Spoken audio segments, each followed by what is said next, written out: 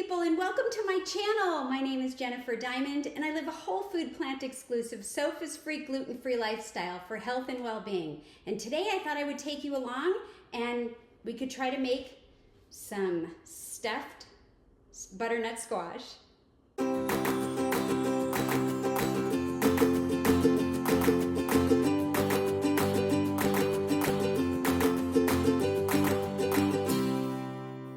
So I have this butternut squash and I decided to try another recipe from the medical medium, Anthony Williams, and it's called stuffed butternut squash. It's out of his book, Cleanse to Heal, on page 410. And so I thought I'd bring you along.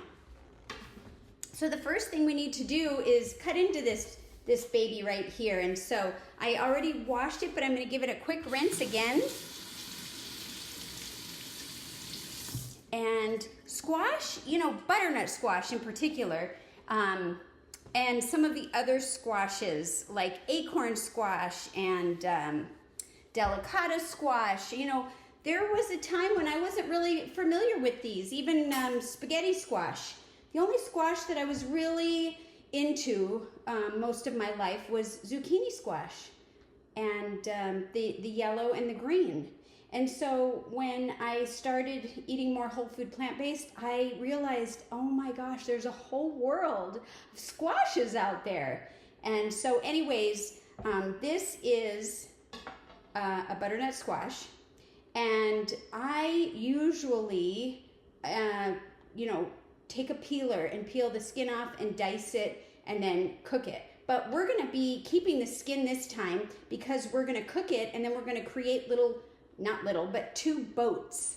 And so let me just, let's see here. So to start with, we're gonna preheat the oven. So the first thing I wanna do is just cut off the 2 ends and then cut down the middle. Now you don't have to do that. You could just cut down the middle, but I'm gonna do it this way. There's one piece. Look at that beautiful color. Oh, love it. Nice orange. And this one I'm gonna angle a little bit because it's angled, and just cut that guy off. And then I'm going to cut it down the middle. And if you're not familiar with butternut squash, there are seeds in the bigger part, this part down here. And so let's see how many seeds we get. So I'm just gonna start to cut this as evenly as I can for it not really being an even shape, but I'm gonna do my best.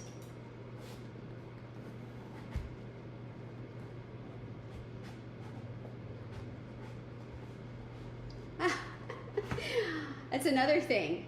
It gives you a real workout. You want to build some arm strength? Cut open a butternut squash. Oh my goodness. Okay. There we go. Woo! And we know it has seeds because I just got some here, but check it out. Oh, that's cute. Just very much at the bottom. So I actually keep the seeds. So that's what we're going to do. We are going to, I like to, put the seeds in a colander, rinse them off, and just like pumpkin seeds, I take them out and I wash them and I dry them, season them sometimes, and put them in the oven and I eat them. I could put them on my salads or just, you know, take a couple here or there. You know, this is just one butternut squash, so it's not going to have a lot of seeds. You know, I can't fill a giant jar, but that's okay. I still enjoy them enough to go through the effort. And if you haven't tried these, go ahead and try them. They're just like pumpkin seeds. And so what I will do is I'll rinse them and I'll put them on a parchment paper and I'll just let them dry. If you want to season them, you could. I would do it before they dry. Some people sprinkle a little salt. I don't use salt, so I would do like a cayenne if I wanted it spicy, or garlic and onion powder. That sounds great.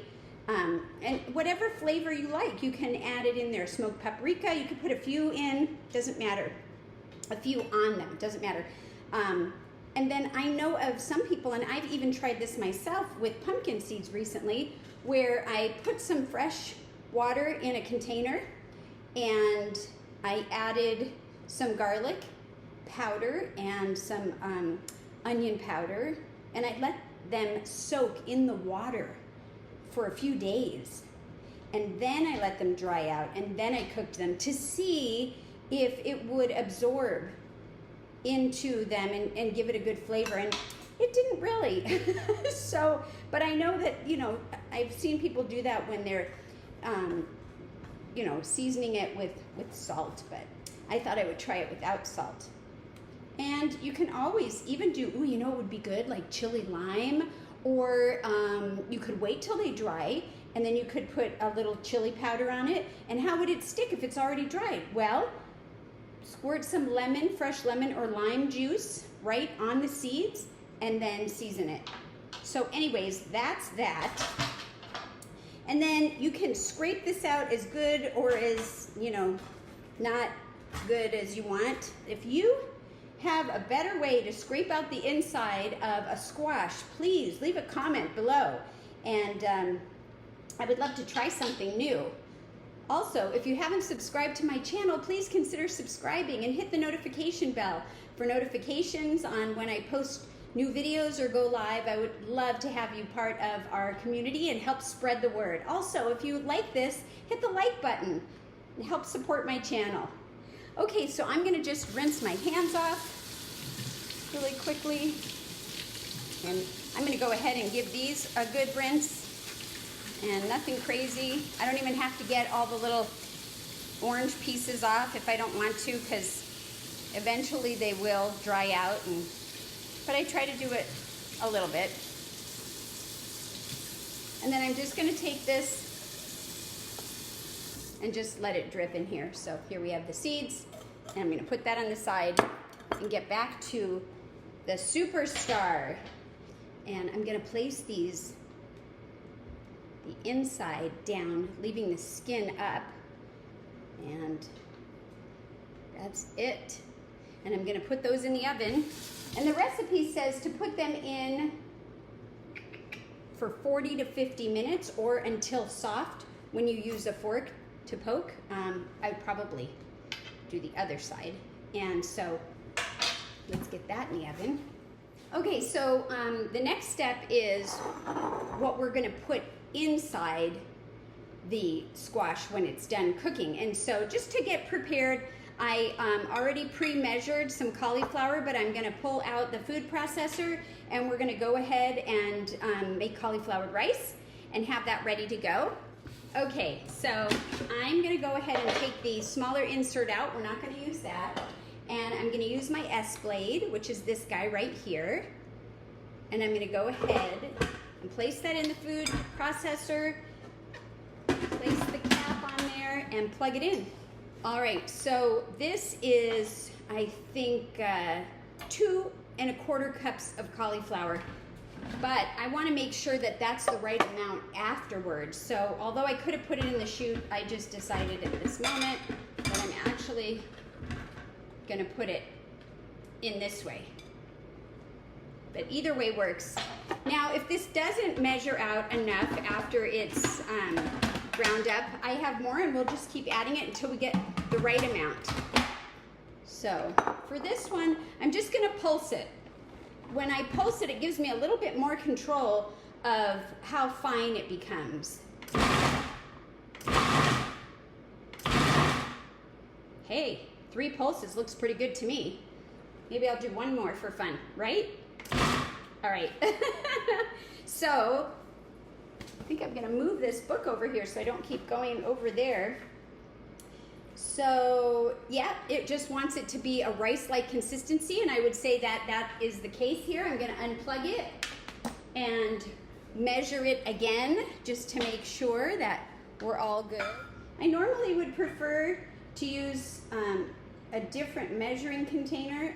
I prefer for a dry to use these beautiful measuring cups, which this one has already has cut up mushrooms in it. But since I'm using it already as a backup, I'll go ahead and use this wet one. The other ones I usually typically use for dry ingredients, and then this one I use for wet.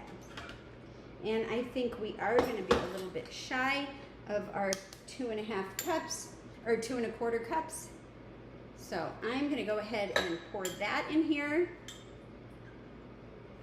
and keep measuring, and then I might have to grab just a hair more.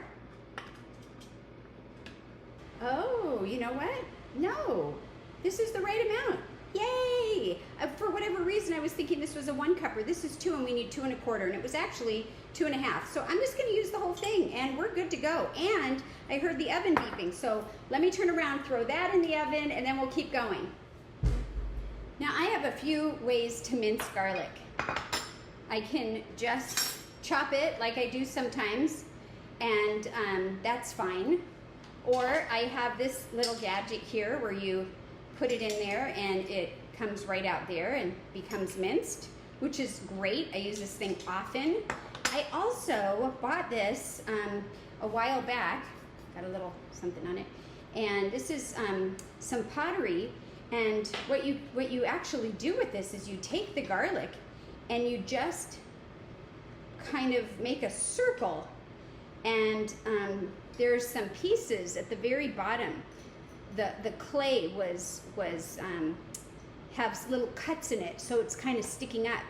And this is really great if you're gonna use it to make something in here, like, you know, garlic with some balsamic for dipping or whatever. But I also sometimes like it just because I can hold on to this gripper and I can do it this way right into the bowl. And this little brush is to brush it out when you're done. So we'll try them. But before we do that, I also wanted to talk to you about the possibility of what is inside the garlic. And if you ever have a piece of garlic that starts to grow, like, you know, a little green piece or something, this one isn't really like that, but you can still use it.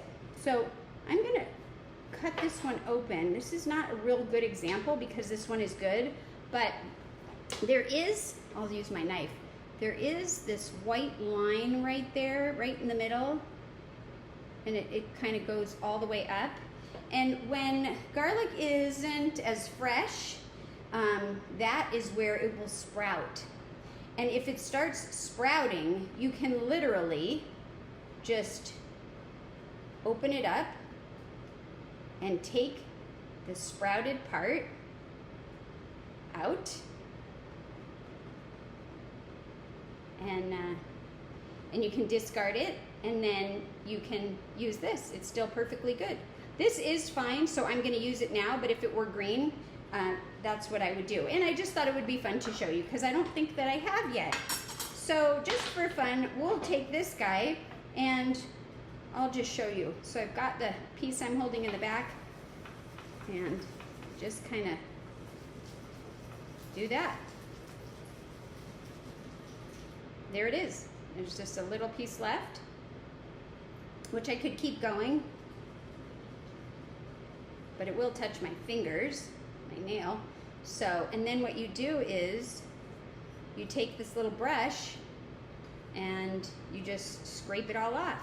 So it's just kind of another way to do things. And so yes, what else did we talk about? We talked about just chopping it and mincing it this way, which I do a lot.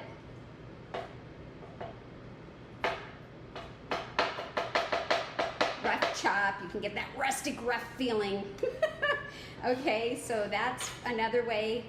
Or my most common way is when I just stick it in here and I just let it press right out like that. And then I'll just try to use the back of my knife. And then I do take the inside and I scrape it out with my finger, and I just eat the whole thing. So when one of my kids was little, my youngest daughter, I was trying to show her when she was very small, maybe 4 years old. I was trying to show her how to use this tool. I was so excited. I had just got it, and I stuck some garlic in there, and I was, you know, had a bowl right here, and I said, okay, watch what happens when I squeeze this. And I squeezed it. Yes, the juice from the garlic shot in her eye. Oh my God. It's been a story in our family ever since. So, if you're ever showing anybody how to use this tool, make sure they have eye protection wear, protective eyewear. We are going to add some onions. These onions are half a cup of diced onions that I just cut up myself, and we're going to let that cook for a few minutes. Then we'll add a few other things. You do not need any oil to saute. And if you do find that you need a liquid because it's sticking, then I use water or broth. So it can be done. And if you haven't seen it, you know, really consider using that, trying that. Okay, so I'm doing a little splash on there to see if the pan is hot enough, and it is, and I'll try to do it louder. There we go. Okay, so that's ready. So I'm gonna go ahead and let that water, woo, see that? The water is just gonna burn right off. And I'm gonna spoon in our onion, our diced onion. That looks great. Garlic, mushrooms, carrots, celery. I'm gonna move it all over there so that it's ready to go. And everything I pre-chopped ahead of time. So I have the 2 cloves of garlic, a 1/4 cup of the diced carrots, a cup of mushrooms, and 1 celery stalk, finely chopped. So.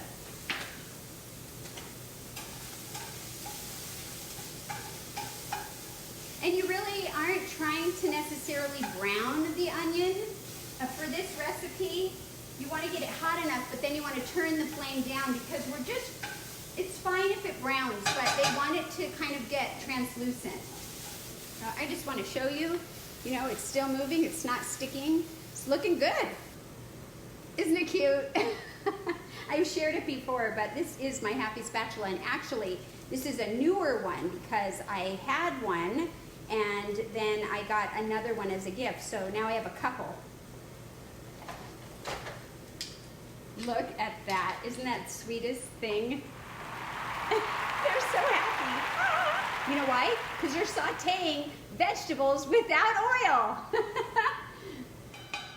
Okay, so here it is, translucent. It could go a few minutes longer, but I don't want it to start really browning up for this recipe, so I'm gonna go ahead and add the other ingredients. Garlic tends to burn, so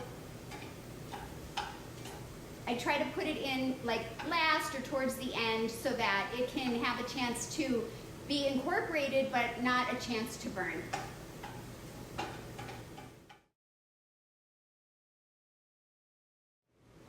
And actually, if you do it exactly how it says to add the cauliflower and mushrooms together, but I already put the mushrooms in, and that's okay. And then we are also going to add some thyme. So I'm going to get that prepared right now. Let's see, how much thyme are we going to add? 1/2 teaspoon, and I like to grind it up. Okay. So I'm going to give this another little stir. I'm going to go ahead and add the cauliflower in at this time.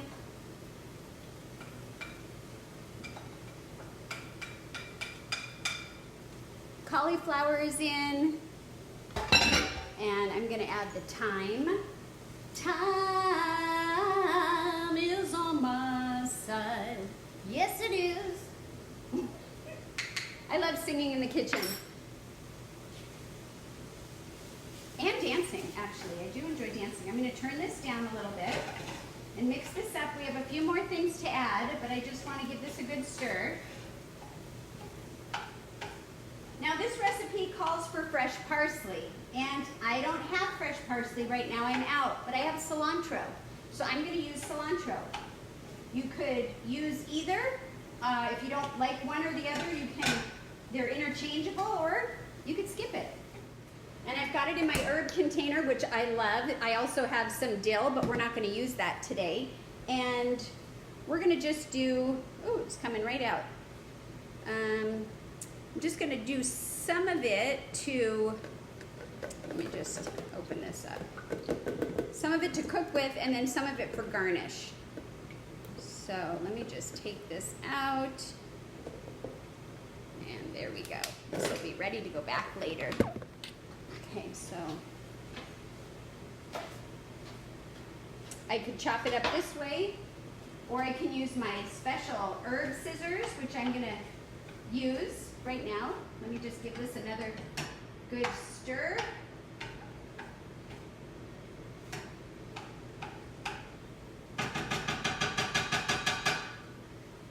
Okay, yeah, let me do that. These are really fun, and I've shown them before and just thought, why not? I've already washed the herbs, so they were ready to go.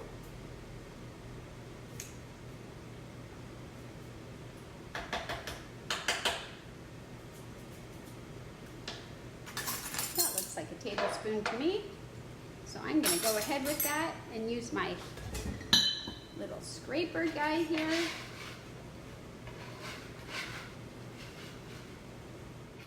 And let's see, we're going to do a half a tablespoon of maple syrup. And I'm just using that Costco brand that I have. So half a tablespoon is a teaspoon and a half a teaspoon together equal 1/2 tablespoon. So I'll just fill both of those when we're ready and add that in there. And the parsley, and that's it. That would be the filling. So I'm going to go ahead and add the maple syrup. If you didn't want maple syrup, don't add the maple syrup. Or if you want, you could instead, you could use date syrup.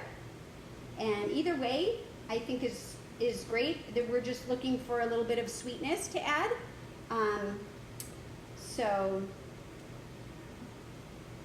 In addition, it also calls for lemon juice, and I'm going to use limes.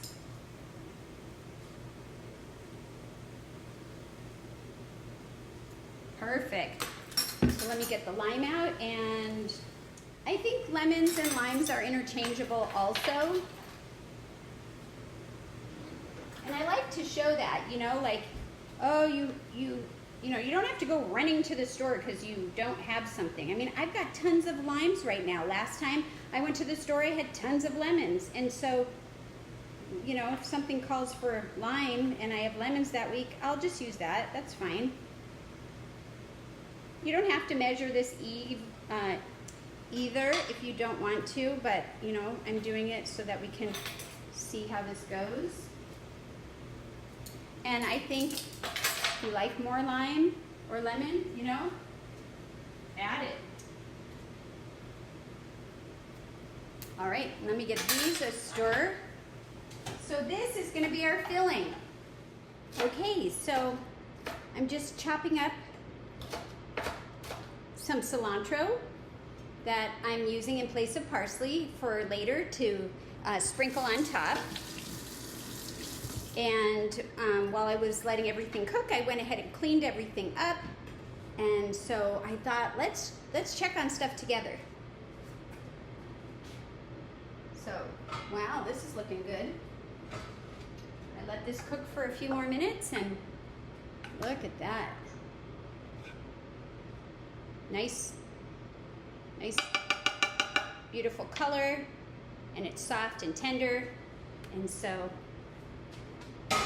that's definitely ready. Let's taste it.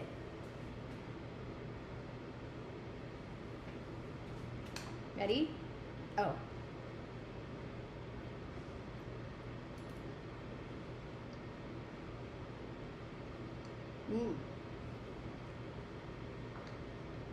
Very faint taste of sweetness.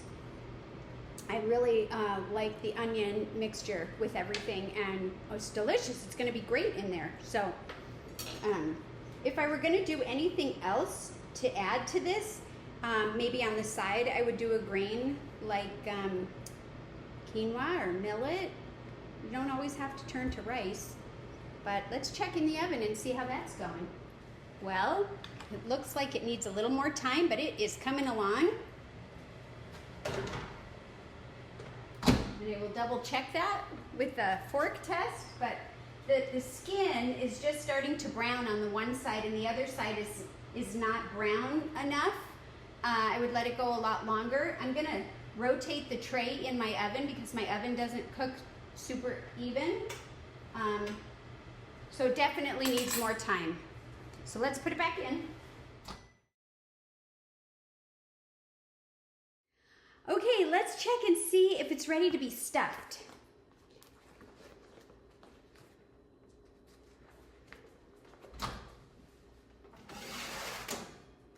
Ooh, this looks really good. All right, here they are out of the oven. And so I'm gonna go ahead and have you help me stuff them. This isn't as hot, so I kind of took it off there. And I am just going to try to turn it over gently. Ooh, it's a little hot. And so let me just, yikes. Ooh, yum. That looks great. Mmm, tastes great too. And so if it's a little stuck, just peel it off. There we go. Looks wonderful. And I just don't want to keep cooking this part that kind of came off, so I'm going to just peel that off. Okay, there we go. So now I'm just going to take the filling and fill it in there. I could use a scooper, but I'm going to try to just do it with a spoon and see how it goes.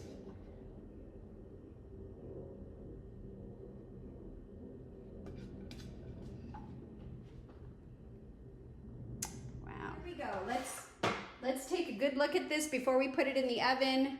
Looks so great.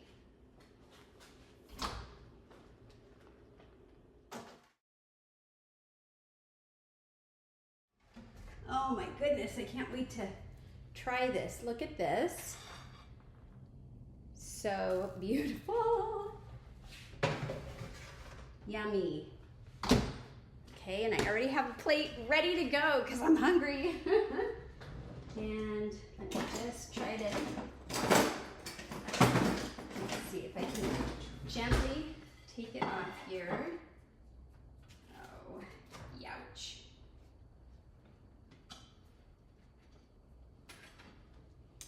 Wow.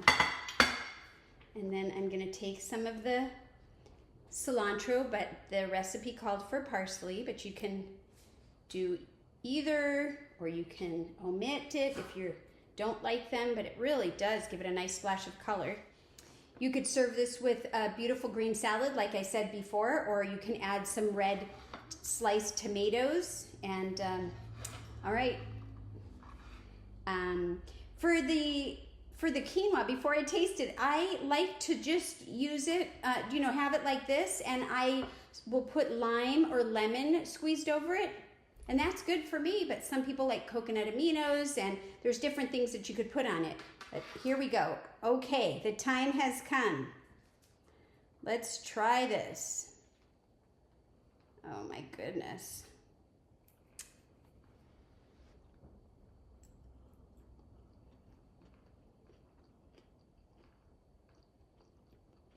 Wow. The butternut squash has a sweetness to it that really complements the other food, and I love it. So let's have a little bit of the quinoa. I love it. So let me know if you try this and what your thoughts are, and if there's anything you added or changed to it. Thank you for tuning in. I gotta go eat this. See you next time. Bye-bye.